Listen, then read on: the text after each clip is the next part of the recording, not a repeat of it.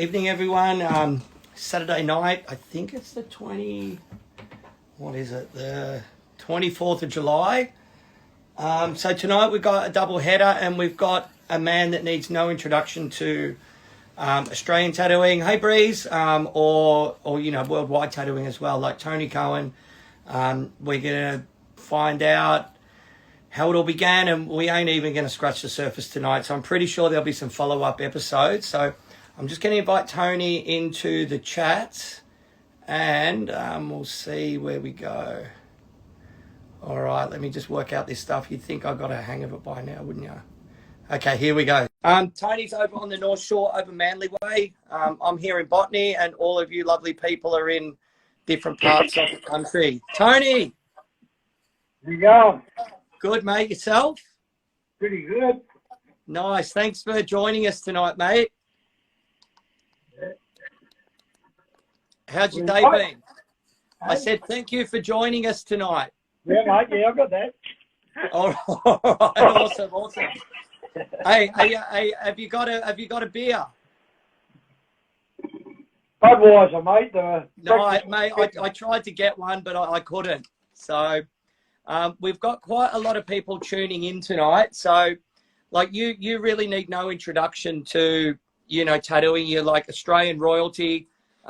You've been tattooing, probably one of the longest serving tattooers still in the country. So I just sort of want to start off with, like, how many years have you been tattooing now? You work it out. I started in '69. Mate, good year. Yeah. Good year. All right, so what's that? That's over 50, something like that. 52, 53, something like that. Yeah, nice. So, with all those years you've been tattooing, like, sort of what started it off for you? What was the first tattoo you ever got done? I was by Alex Chater, Max's old man. I got half a dozen of him. Yeah. Was that up in Paddington? Yeah, in the early days, mate. And the last one I got off him, old Alex outlined it and Max coloured it in. Amazing. So back in the day then, like, how did you find out about Alex Chater back then? Was it word of mouth? No, I was hanging around with the right mob, mate. Everyone knew who he was. Okay. So he would have been, like, obviously legendary back in the day. Yeah, there was Alex and Bob and Pete at East Hills. Right. Okay. Did you ever get over to East Hills and get tattooed? Yeah, shit, yeah. Nice. Yeah. So you got Alex first, and then sort of you obviously got quite a few tattoos before you started tattooing. Was that East Hills as well? I had gear. Yep. And I was plodding around on my mates in our bedroom in the house at Peakhurst till I blew the electricity out of the whole street. And the only person that found out was my old man when he walked in the room and with the torch and shined it at me and my mate Alan. And here's me putting a dragon on his leg. Amazing. Yeah, that was the you can stay, boy, but that's got to go. Yeah. So was that when you were working, you had the studio in St. Mary's, or sorry, Peakhurst? No, this was in the old man's house. Then I moved into his garage. Yep. And eventually he got me out of there and I opened up the little shop in St. Mary's for $10 a week.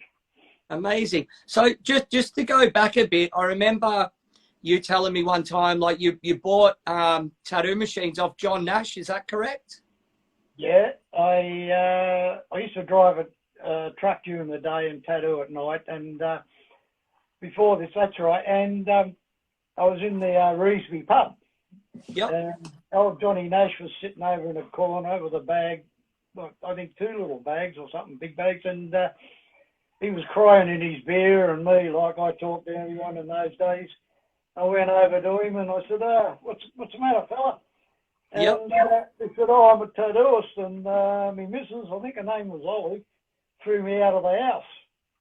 And wow. I've got this tattoo gear here. And I said, what are you going to do with it? I'm going to sell it. I said, what do you want for it? I said, I've got £4. He said, you can have it. Anyway, I bought it off him for £4 and we sat there and drank it. Amazing. You got the better deal. Yeah. Yeah. So that must have been when he was sort of maybe leaving Wollongong or something like that, or Port Kembla. No, before Wollongong. He went down there, moved with another missus, and he was tattooing in Wollongong when I was at St Mary's. Right. Okay. Okay. So who else would have been around back then? You've got obviously John down there, East Hills, and Alex. Dutchie. Yep. Bob and Wally Hammond were tattooing at Dulwich Hill. Yep. There was a guy called John Nash was tattooing near where I was at Peakhurst in his backyard. There was a few around, but there was the only shop in the city was old Alex Chater. Wow. Okay. Okay. To get tattooed by him, you'd have to get there at about 7 o'clock in the morning and get tattooed by midday. Wow, amazing. So what was the clientele back then? Just like army guys, like tough guys, like knockabouts? Oh, knockabouts, mate. Yeah, no, we really didn't get into the army and guys like that till when I went to St Mary's. There was an Air Force. I think it was a Air Force thing at Blacktown, and they were the first actual army type guys that came in and got tattooed. Okay, cool. And then I imagine later on, like the Vietnam War must have, a lot of people would have got tattooed then. Well, I was in the cross then. Okay, yep. It was just unbelievable, you know what I mean? Like it was full on. Yeah, the Yanks, mate, it was the girls' tattoos and getting drunk. Yep. King's Cross was the perfect place for it. Oh, yeah. I was up there with Tom Baker. Original Tom Baker. Yeah, amazing. So let's just go back a bit again so you then opened up the studio in St Mary's for $10 a week. Was that the one that was called Bucket of Blood? No, that was me and Daryl at Liverpool. Yep. Okay. That was before. So what was the deal with St Mary's? How long were you there for? So you were driving trucks in the day, tattooing at night? Yeah, I was probably there about 3 years, maybe. Right. Wow. And then what happened? How, like, people that are listening, when Tony says Daryl, he's referring to Doc Price, a guy from England, from Portsmouth. I think he's in his mid-80s now and still tattooing. So how did you come about to meet Doc Price? Mate of mine called Grub. I put a couple of tattoos on him, and he went over there to see him. And Doc Price said, "Listen, who done these?" He says, "Oh, me mate Tony." And Doc Price said, "Tell him I want to see him." And I said, amazing. Oh, what's this big bloke, big black beard, and mad as hell, And I walked in the door, and I said, "Oh, my name's Tony." I said, "Do you want to see me?" And the first words that come out of his mouth was, "Do you want to learn how to do it properly?" Wow. Okay. I'm just going to bring up So this is Doc Price here in the front of your book, correct?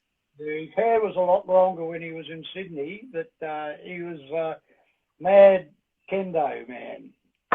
And, So tell us the story how he ended up in Australia. Didn't he go to South Africa as well? Yeah, he did all the things on the 10-pom tag thing. He went to South Africa for 10 quid. He didn't like it. Actually, I think he was on a boat that sunk out of Cape Town, and he lost all his gear. And I think he went up and disgusted, and then he came back to Australia. And wow. His wife at the time didn't like the place, and he stayed here about 2 years. I was with him for about 18 months. Okay. What was that? Actually, just quickly, an old mate of mine, Anthony, said hello, and Johnny Casino's just giving you a bunch of love hearts, Tony. So, Johnny, feel free to ask any questions or say some more. So, how long were you with him? 18 months. You must have learnt a lot. Well, I knew how to pull the transformers apart, build machines, and buy them for $3 from America. Yep. All he had a shop there. I sat down and ready to tattoo, and his eagles and horses and all that sort of stuff. And I said, "Where's the stencils?" And he said, "If you can't draw them on the skin, go home." Wow. I worked for years freehand, and then I Yep. got to the stage I was wasting time, so I made up thousands and thousands of stencils. Yeah, amazing. There's some really cool old pictures. There's one of you that Hanky Panky just put up recently. You're leaning up against the lounge suite, and you got the big eagle on your chest. Did Daryl do that? Yeah, yeah. Yeah. I think That's a it was up with a 16 needle outline, wow. and it covered up 3 other eagles. Wow. Wow. One on each side, one in the middle. He got Because really that's right. like it's an eagle from here to here. Was that in one sitting? Yeah, Fucking yeah. beasts. Yeah, no, it's eating beers. Here we go. Jed's Johnny's just said, I have to say, I miss my old boss and Brett. Biggest hug to you all. So lots of love from Johnny. I believe he's over in Spain now. And Jed Hill's just gone, Tony did my back freehand. So, yeah, amazing. Yeah, well, that's how you did them in those days, mate. You know, it's just see all the stuff that's done now, mate. I'd like to see people do it freehand. Yeah, no chance.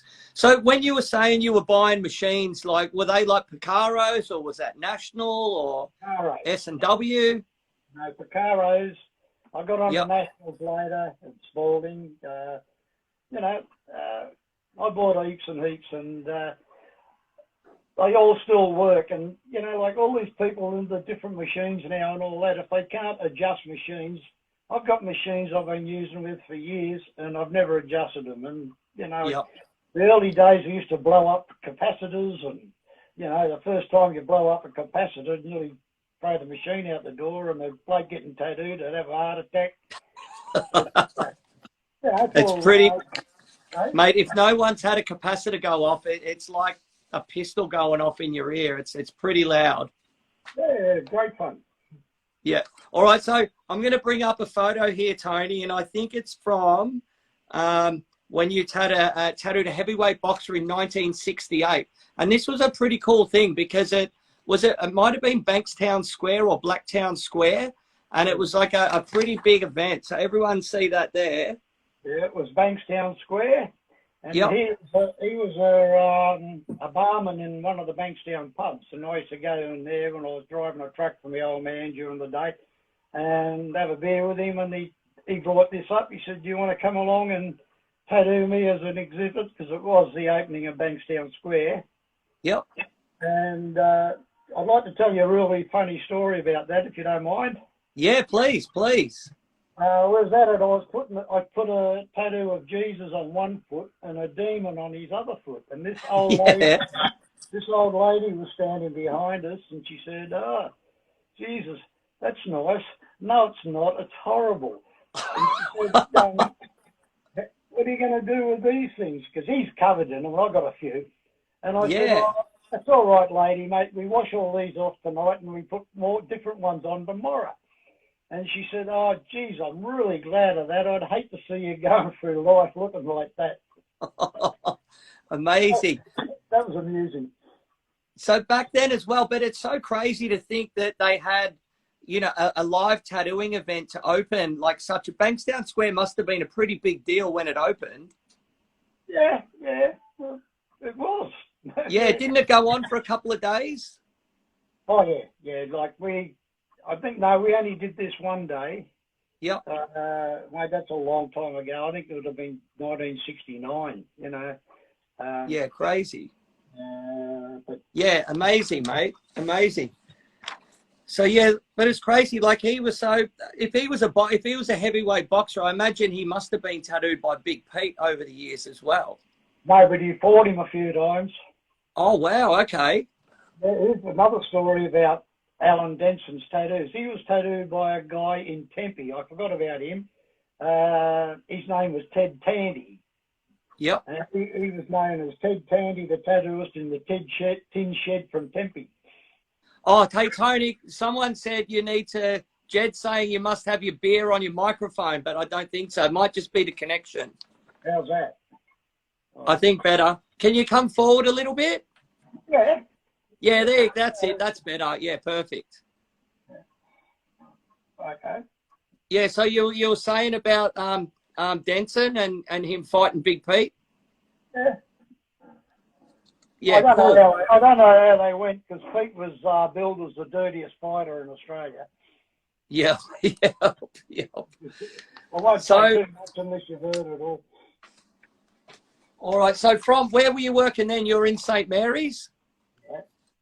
Yeah, cool. So, after St. Mary's, you then went and worked with Doc Price. So, Daryl went back to England. Is that correct? Yeah, back to Plymouth. Plymouth. Okay. And then did you carry on with the shop? No, I went up the cross with Tom Baker. Right. Okay. And then how long were you in the? So the shop with Doc Price was called Bucket of Blood, correct? Yeah, I named that. Yeah. No, it's not. And that's the yellow business card with the scorpion on it. Yeah, because that's in those days we worked out of a bucket. Yeah. Nice. Yeah. There was none of this No stuff. one died. Yeah. Yep. Yep. Yeah. Crazy. All right. So. There wasn't 300,000 tattooists in Sydney at the time. Yeah. Yeah. Exactly. Imagine working out of a bucket these days. Yeah, mate, I know. So with that, Australia's first ever tattoo convention was New Year's Eve 1977 at Dutchie's place. That's correct? Yeah, there's quite a few there from Melbourne, maybe a couple from Brisbane. Yep. It was pretty good. It was just a bit of a piss up out in his backyard. Yep.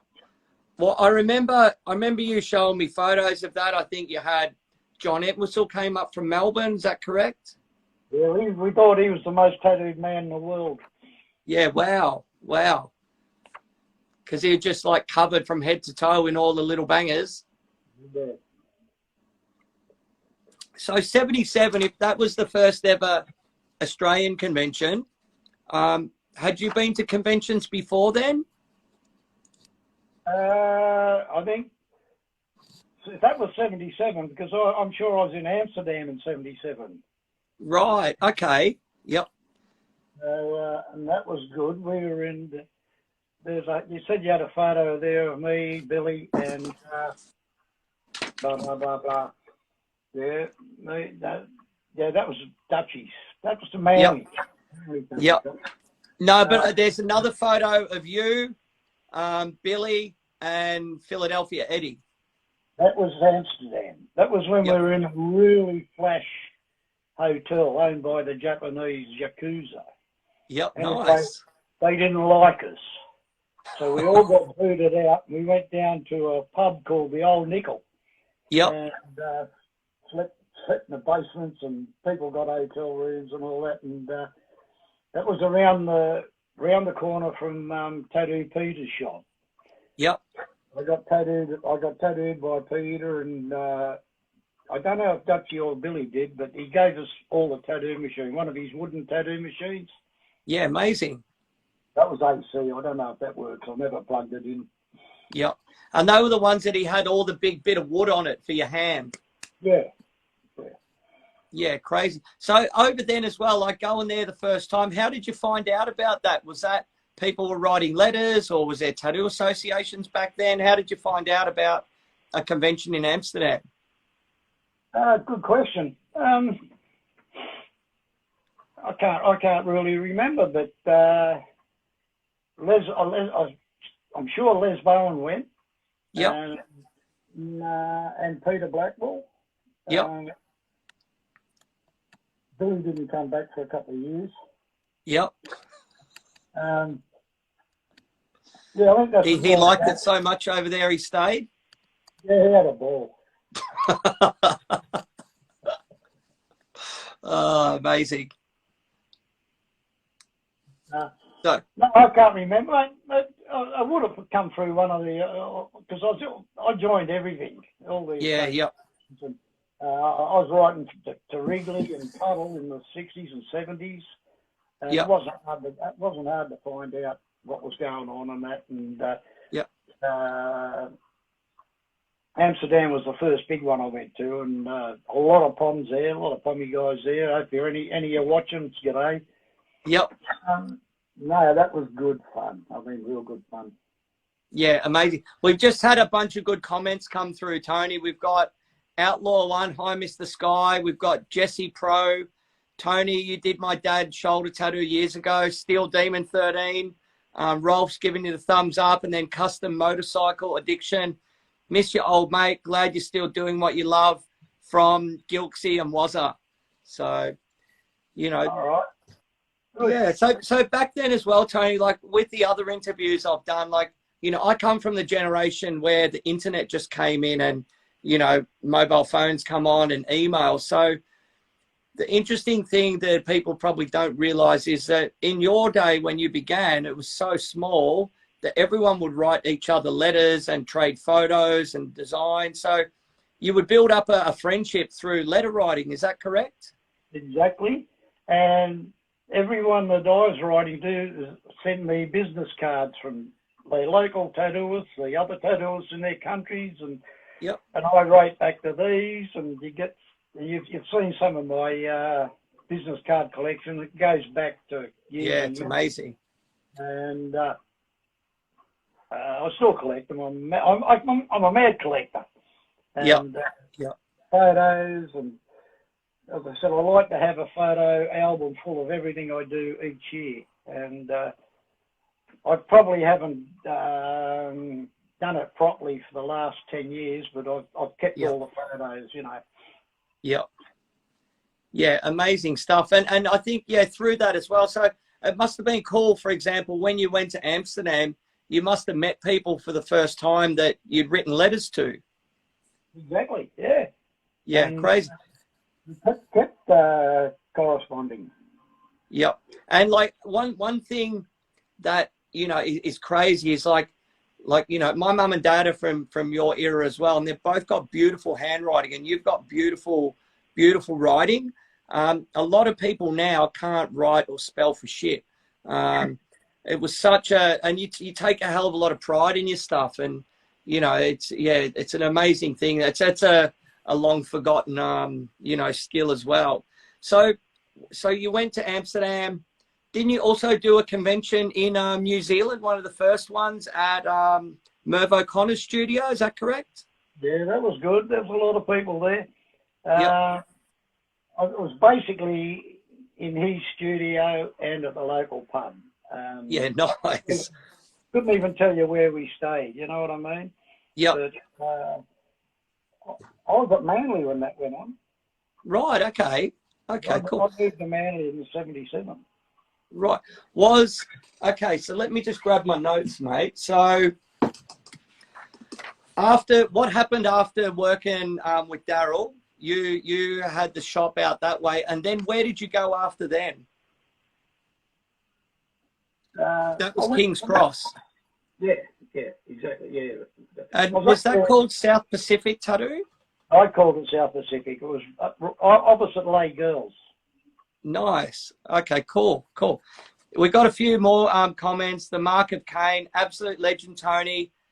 Can't wait to get the last little bit of my leg sleeve finished. And then we've got Dillinger Tony, greeting from Old School Highway 61.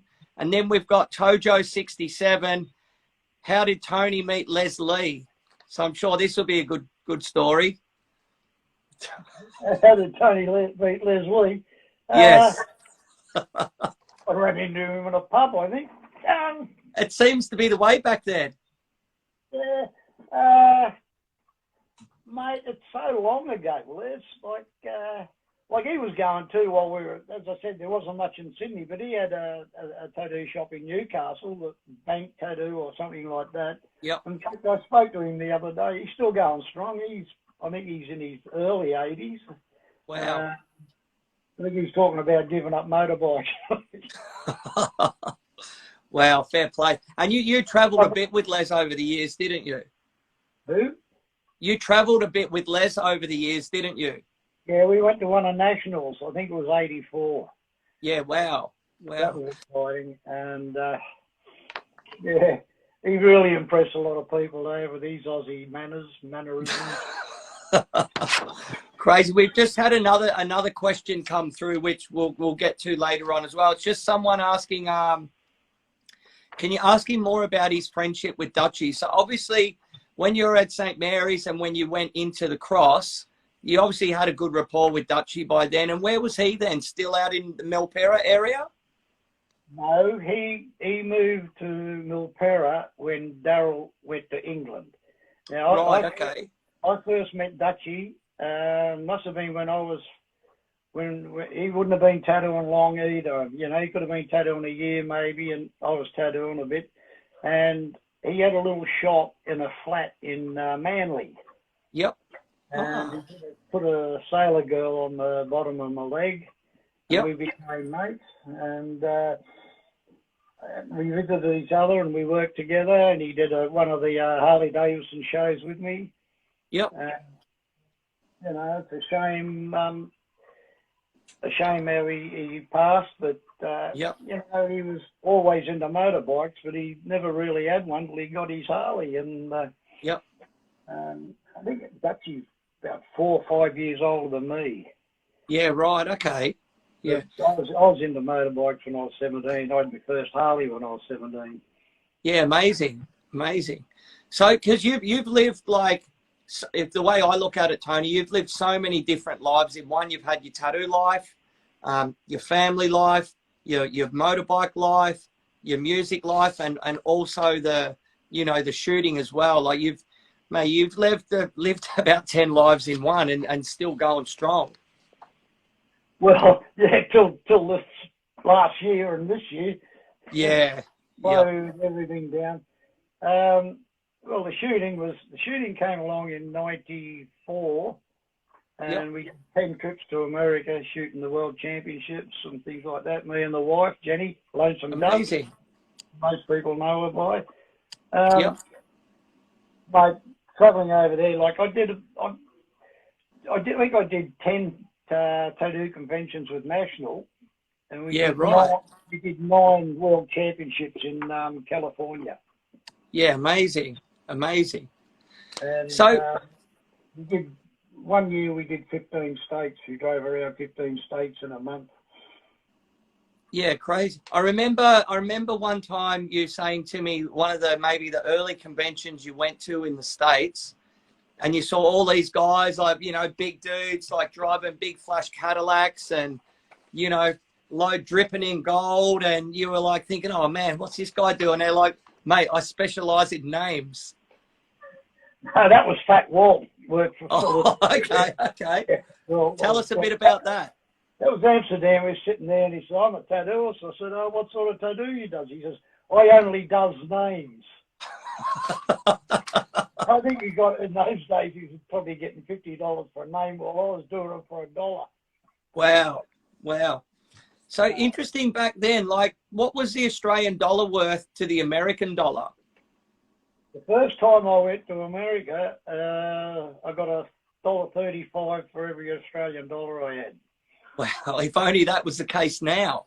Mate, like 1 year I went over, it was 48 cents. Well, yeah, brutal, hey? Brutal. Take Brooke and myself and Jenny Lonesome to McDonald's. It cost about $90. Yeah, it's crazy stuff, eh? Crazy stuff. So after King's Cross, where was the next move? Manly. Right. Okay. Yep. Yeah, Manly, 77. What prompted you to go to Manly from King's Cross if it was such a crazy busy place? Well, there was no one there. Okay. Yep. There was only me and Tom and Wally in the cross, and he had the red light. He used to do a lot more business for us because they had the strip tees down underneath, and all the strippers used to go up into his shop where it's full of blokes and change. So they got all the sailors and the army up there, jumping out the window and stuff, It was pretty good up there, pretty busy. You can only do one at a time. Yeah. Oh, okay. Only one station. No, me or you. You can only do right. Yeah. Doesn't matter how many people are waiting. Yeah. So then Manly, you were there for quite a few years, weren't you? There 6 years. Yeah, and what was that shop called? Oceanside tattooing. Yep, that's right. Oceanside, that's right. The cross was South Pacific. So I remember talking to you about stuff like then, and like an interesting thing that not many people will know about was at Wally Hammond's, he had like a guy that kind of worked the counter or something. Maybe you can correct me on this. A guy called Herb Froman. Herb Froman, yeah, he was a taxi driver. Right. Didn't people? I got told a rumor he was apparently CIA or something like that. Rubbish. He was a taxi driver. I know where that come from. I won't say. Yep. He was a good bloke. He's very, very Jewish. Yep. There's one time there he got Jenny and me to go to his house for dinner. Yep. And there's about 3 or 4 other blokes here, maybe more, and they're all wearing skull caps. Right. Gave me a skull cap. I'm sorry, mate, I don't wear skull caps. And, he cooked a meal and all that, and that's quite a pleasant night.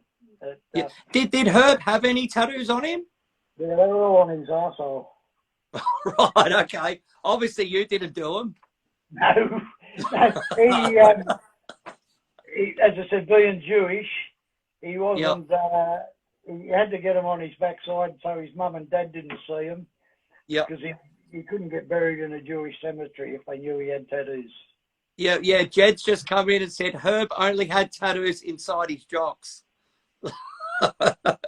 So, but I remember you saying as well, like, because he used to hang around at Wally Hammond's at the red light and try and, help out or whatever he was doing there.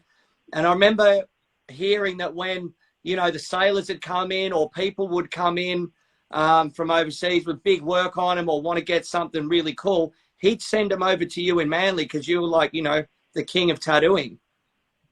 Right. He'd even drive them over. Oh, well, there you go, even better. He'd bring me up and say, Tony, you're too cheap, charge them double, But I was a lot quicker than a lot of other people. I couldn't see the value in charging 4-hour prices when it takes me 3/4 of an hour to do it. Yeah. Those days, mate, the Americans were very slow tattooists, I don't know. Well, I haven't seen. God, how long has it been now? It's been a few years since I've been to it. Oh no, me and Brooke went to 2. We went to Reno twice. Yep. But when you get over to them places and you meet so many people, you drinks a bit. Yep. Of course. Then you get sick of looking at them. Oh, yep. Tony, will you be a judge? And I look at all the girls with the big tits, and I said, she's a winner. So. Mate, there you go. Give her a number and a teddy bear. Amazing. So what sort of, so Manly was what, early 80s or late 70s? 77 to 82. Yeah. So obviously like Aussie rock was like coming into full swing then. Like how did it come along that you met Angry Anderson and the whole Rose Tattoo stuff? Oh, through Peter Wells. Right. Was that around that same era of Manly? Oh, yeah. That's why I did most of his work. Yeah. Pete used to drag him in. He even used to come in with Garrett. There's the big, tall Australian bloke. Not Peter Garrett. Yeah, and I used to watch him walk down the street. Manly's this high and Peter Garrett's this high. Yeah, wow. Back to the ferry. But Peter got me in with Angry. He had a couple of tattoos at the cross and he wasn't happy with them. Yep. And I covered most of them up and it just went from there. And we've been buggerising around with his back. He keeps changing his mind, what he wants and all that. I hope he's watching this. But, I think he is. Rachel Baxter's just giving you the big love hearts. But but like back in the day then, what younger people might not realise is, AC/DC, Rose Tattoo, Cold Chisel, the Angels, all this sort of stuff. It was sort of one of the first times that, people were getting onto mainstream TV quite regularly covered in tattoos. And obviously Rose Tattoo were leading the charge. Did you see a change in clientele then? Was like getting more musicians and rockers coming and getting tattooed in the shop? Yeah, of course.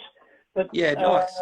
William Street, I tattooed all the bands that came over here. You know, at Motley Crue, at Candy, and Yep. drunk a lot of piss with Candy, Henry Bison.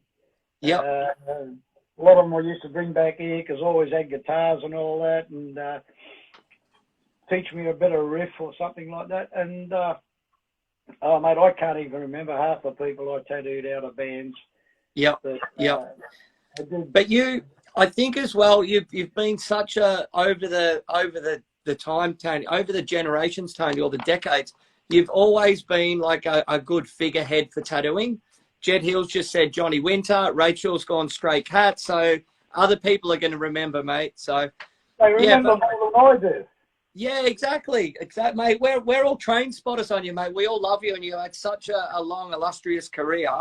But what I was sort of getting to is like you've been such a good ambassador for tattooing over the years. Like you've always handled the media quite well.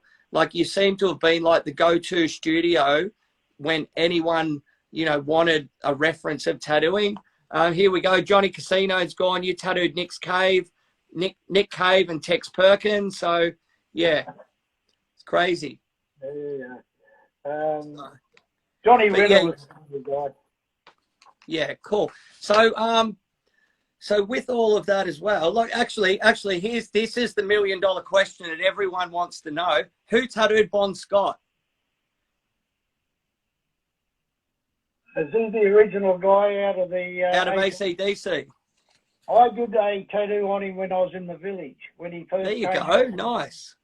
Those days I never took much notice of him, but I was told this later on by somebody. Yep. That horrible looking peacock, yep. He got in Melbourne, because they all went yep. to Melbourne. But they came to Sydney soon in the village where I was there. Yep. And I couldn't even tell you what it was, how big it was, or anything like that. But I was told I tattooed him. Yep.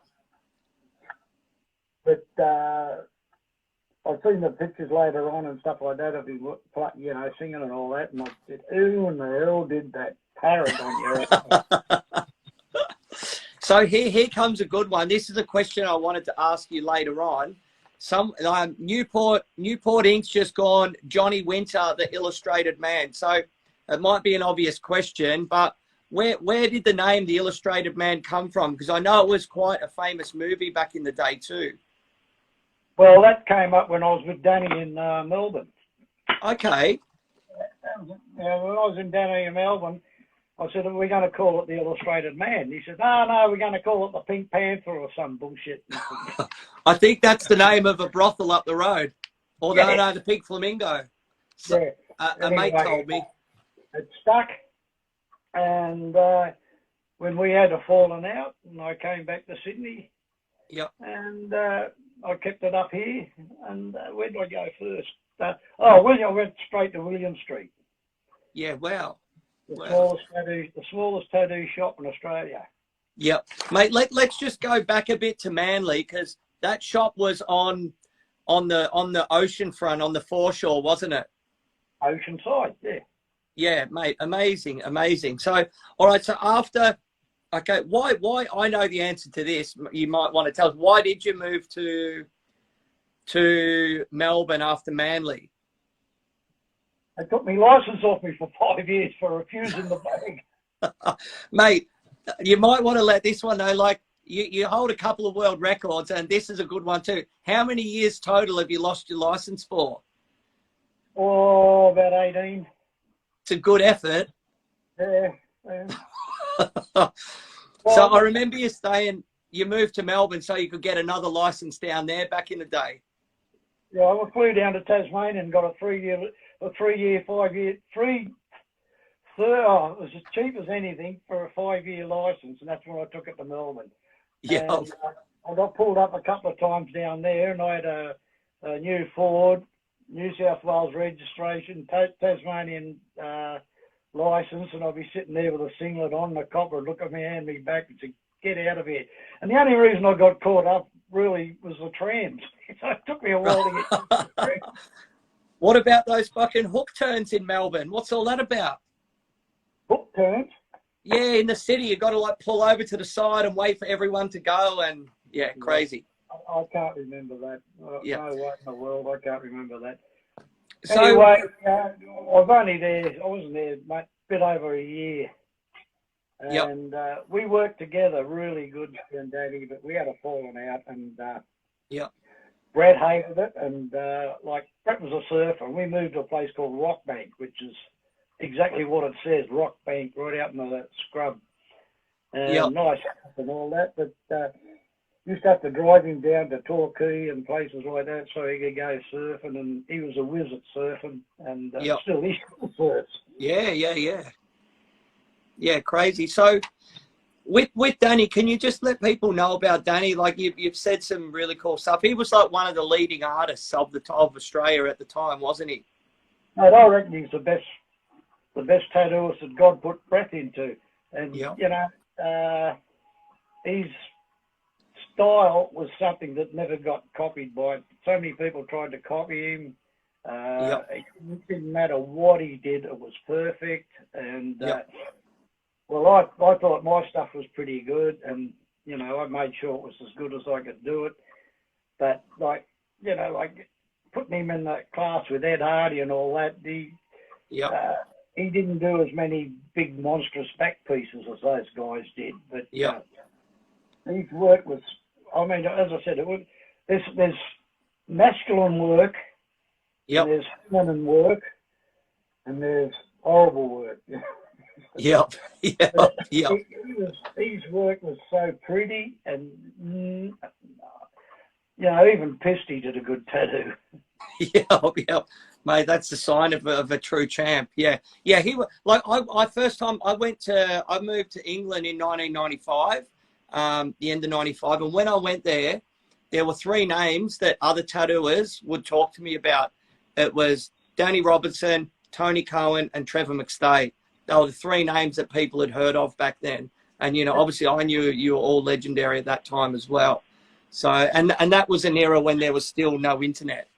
So, it went far and wide, the reputations. Mate, I still get the odd letter, or they get through me through this thing here now, but I wouldn't change anything, getting in a bit of trouble here and there. I read it, but you can't go back. You can't whinge about it. That was what you did. Mate. No, but that's the thing. So, mate, I love to remember we got word a month ago when Sydney was going to get locked down. I was like, fuck.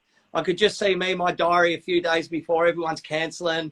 My afternoon cancels. I thought, fuck, I'm going to come down and see Tony. Remember I tried to get a tattoo off you?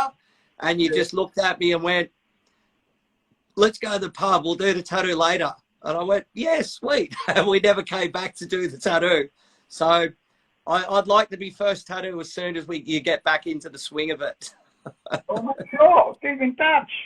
Of course, mate. Of course. So, all right. I'm going to go back. Talk to us about this picture. Because this is back to Manly. That's doing Dutchy's back job. There's a big, massive picture of it in the front of the studio. Dutchy he'd complain every time I tattooed him. He had to get a tooth pulled out. Why's that? I don't know.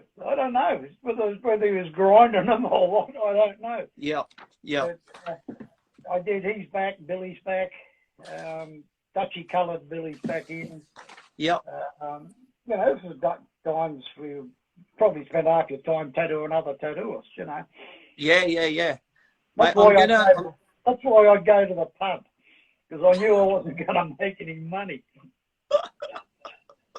All right, here we go. So Jed's just said Tony went to Wally's before he opened Illustrated Man. Is that correct, when you came back from Melbourne? Oh, yeah. Well, I had nowhere to go. I didn't know where I was going to go. Yep. Wally said, no use coming here, mate. You won't make cigarette money, or you won't even make bus fare home. Yep.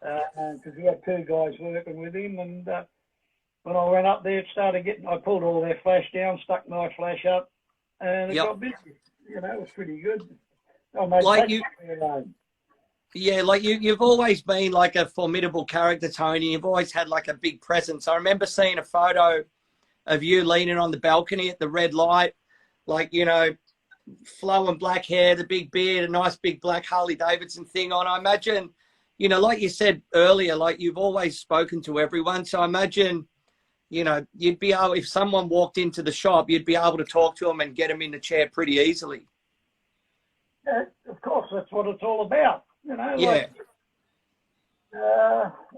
like the thing I don't like about it now, you don't do much flash. Yep. I like doing the flash. I like doing sleeves. I like doing backs, big chest works. Yep. Legs, full legs, and all that. Like I think when they had the conventions, the PDA in Melbourne, and when the first one there, I had a guy called Andy Legs. I did all these big full things on his legs, and then Yep. arms I did full cowboys, and the other was full American Indians and stuff like that. Yep. Maybe if he can watch me and get in touch with me again. Yep. But that was the first one, and you know, like then the conventions, I thought they got a bit more like payola and stuff like that. You know what I mean? Yep. Yep. They knew who was going to win everything before I even went there. Yep. Yeah, but your work back then, like you're one of the people that has like covered. You've done so many bodysuits over the years, and the characteristics of the work back then was like wall to wall color. Like I remember talking to some other tattooers, and they were like, Tony's work always stood out about above everyone's. He was like flawless technically. He'd saturate that color in, and he'd go the extra mile and put, you know, white or yellow here where a lot of other tattooers maybe wouldn't. You know, I think that's one of the reasons, Tony, like you're such a legend. Like, you know, you've loved tattooing from day one, and given it everything, and, you know, helped put Australia on the map. I did all them big backworks and all that with a 7-round shader. Yeah. Amazing. So I'm just we've got about 10 minutes left for tonight, and I'm sure we're either going to come back tomorrow night or next week, whatever you want to do.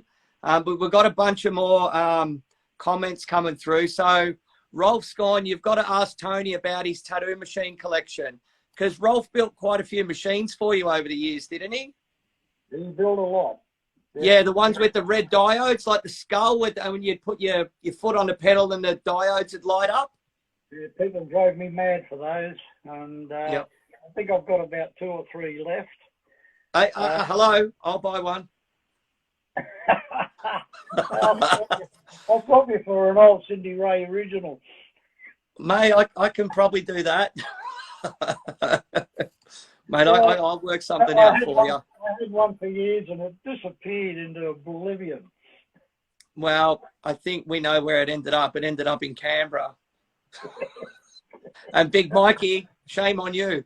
And then we've got like Tennille Napoli, who's an amazing tattooer up on the Gold Coast. She's gone, you're a legend, Tony. So much gratitude for you. And then WT Norbert has gone, respect, Tony. We've got Hi from Goa, Dragon Ink. And then we've got Tony Lamrock. Tony, what's your most favourite tattoo you've done on Angry? Oh, God, good question. I think it was probably the portrait of Marlon Brando. Oh, wow. Okay, cool.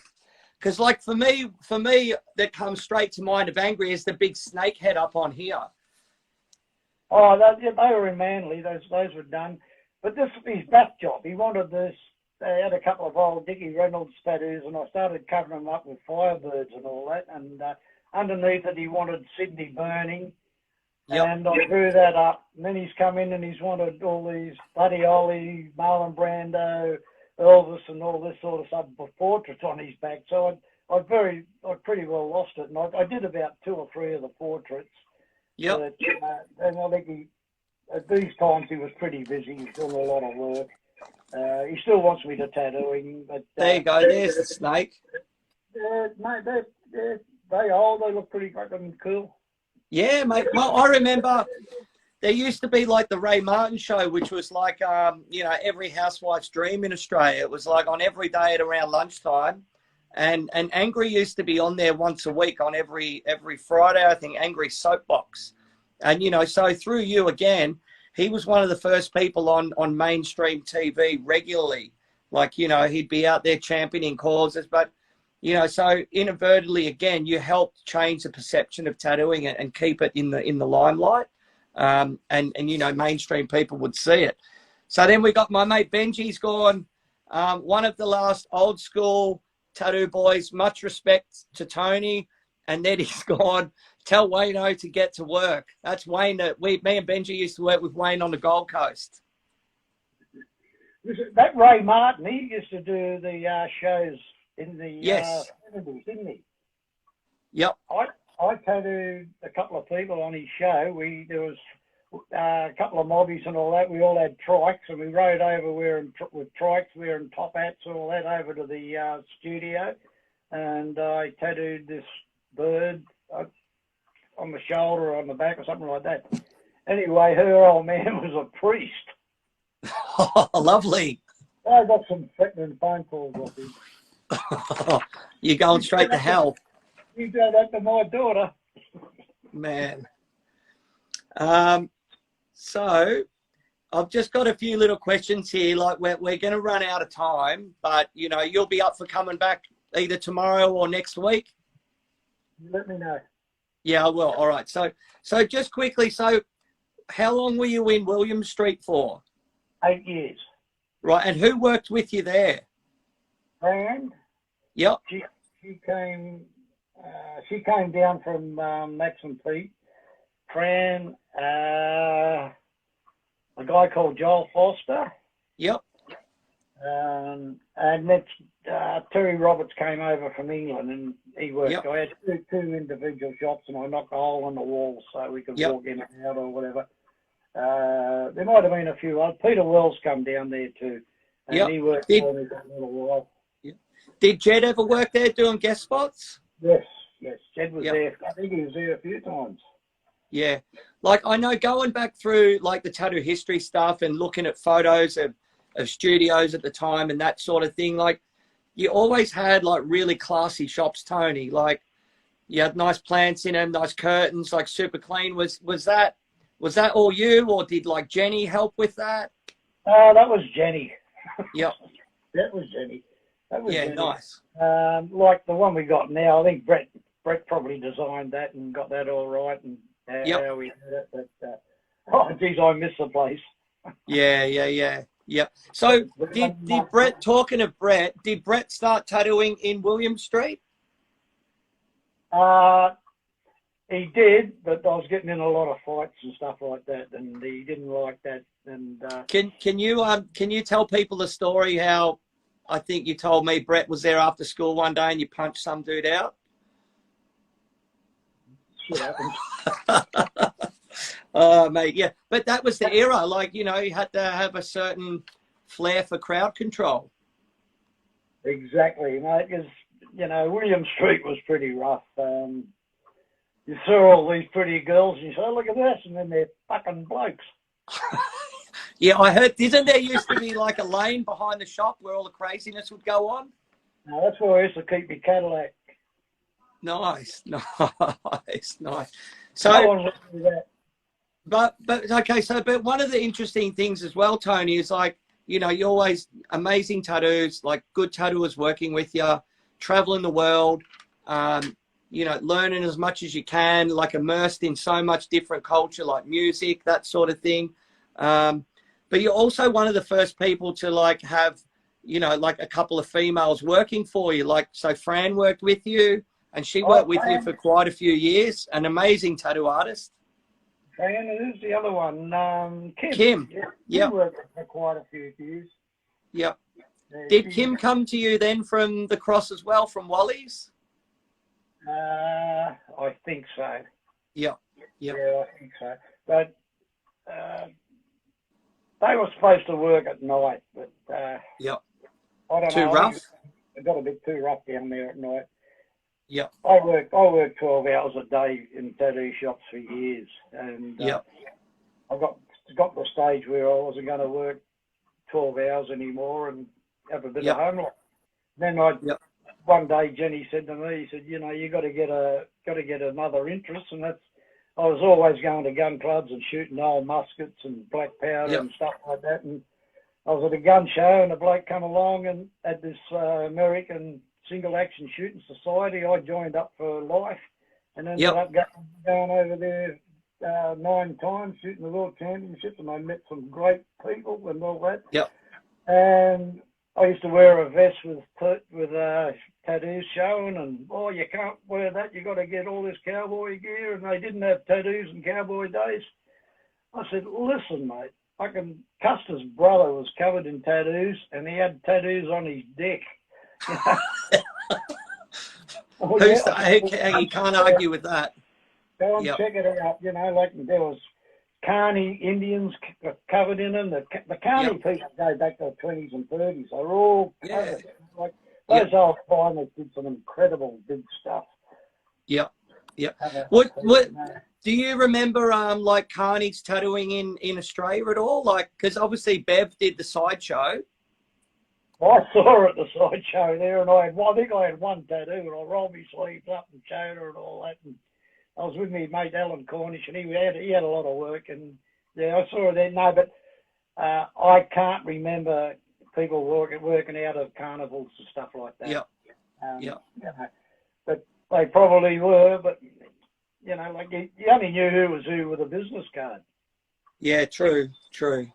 So, mate, well, Tony, we're sort of coming to the end of our time for tonight, for our hour of power. So, we're obviously going to have to come back again. I'm going to give you a call after this, and we'll work out our plan for people, which one they want to do. So people can get in contact with you through either the Illustrated Man website or your Instagram page. Facebook page. Yep, Facebook. Or I'm just starting to get into Instagram. Yeah, well, if whoever's watching, there's a lot of people watching tonight. Go follow Tony after this. It's Tony Cohen Tattoo. You're going to see a lot of cool stuff of the history of tattooing and Tony's life, amazing artwork, and then follow the link to the studio with a lot of artists. His son Brett there, and everyone's still doing like world-class stuff. All right, mate. Thanks so much for your time. We all love you and really appreciate it. And I'll give you a call in a couple of minutes. Cheers. Thanks, everyone. Thank you. Thank you.